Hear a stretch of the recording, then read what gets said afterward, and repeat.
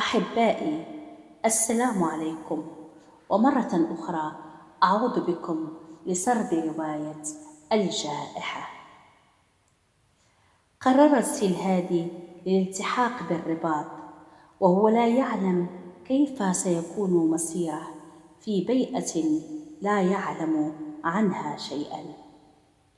كانت محطة باب الحد بالرباط تكتظ بالباعة المتجولين والجليسونات ونوادر المقاهي المفتوحة بالفضاء العام. نزل الهادي من شاحنة كان يعتلي سقفها مع قطعان الماعز ورزم ملابس عتيقة ورزم بريدية ومرضى منهكون بالسل زبناء المستشفيات. أما بداخل الشاحنة كان هناك موظفين حكوميين عائدين من مهام إدارية وقساوسة مبشرين توغلوا بالمغرب العميق بمنطقة دكالة. لفتت انتباهه مقهى بامهاود بشكلها العصري البسيط. كانت تعج بالزبائن ويقف على ناصيتها رجل 30 أنيق بشعر مرطب بالبريانطي، حليق الوجه بمريالة بيضاء وحذاء أسود لامع، بشوش يحمل بيده مقصا لتحميل كؤوس الشاي بالنعناع كدعوة ترحيب. كان سائق حافلات السفر يوجهون الركاب نحو مقهى بامهاود الذي كان يفهم بأصول الضيافة ليبادر إلى حث النوادل على إيجاد أمكنة شاغرة للسائق ومعاونيه والركاب لتقديم وجبة الغداء. كانت المدينة بالنسبة للهادي عالم جديد يستكشف ملامحه.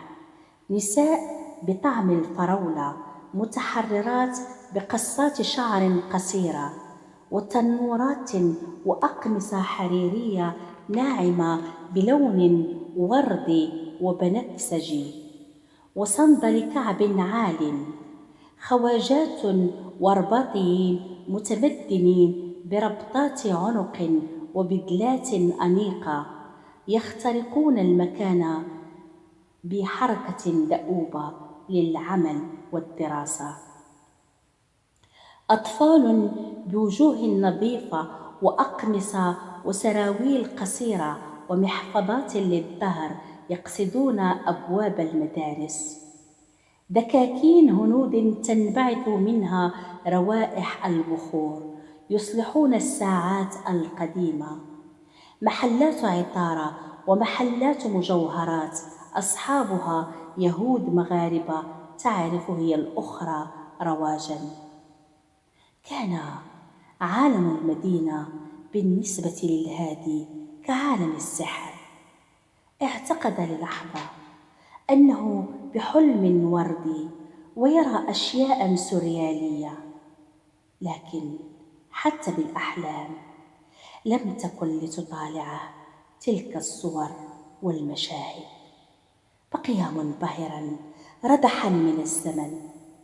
قصد مقهى بامهاود، استراح بإحدى الكراسي الوثيرة ليجد فوق رأسه شابا ظريفا لخدمته.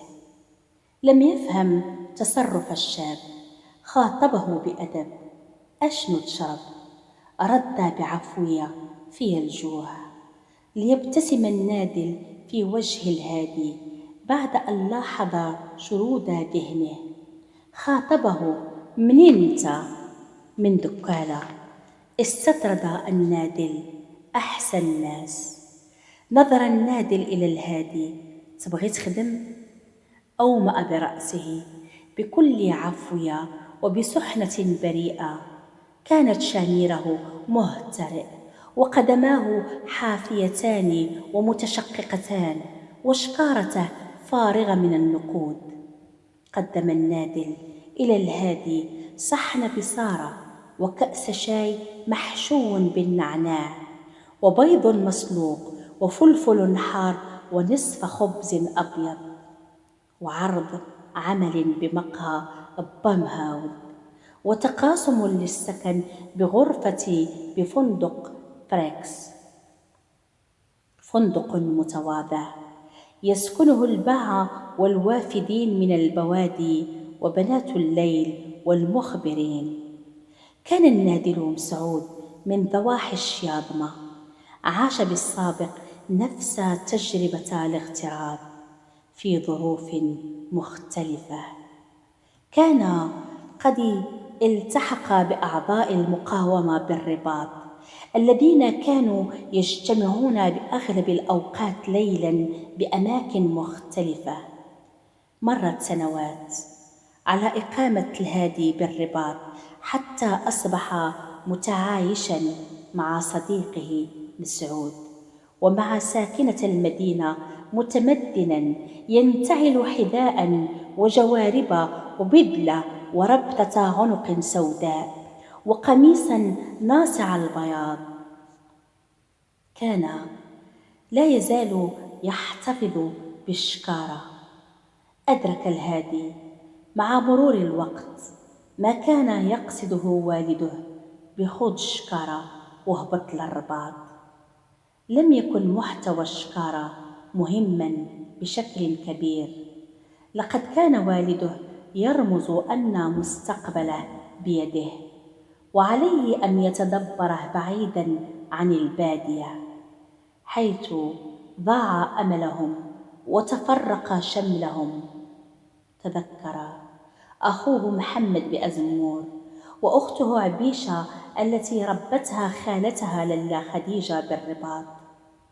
قرر أن يبحث عنها وعن خالته وزوجها عبد القادر البهراني. لم تكن لديه أدنى فكرة عن كيفية العثور عليهم، سوى أن زوج خالته للا خديجة كان يبيع ملابس عتيقة ويكنى بولد العونية. كان يكفيه ذلك اللقب ليبحث عنه بأسواق الملابس البالية.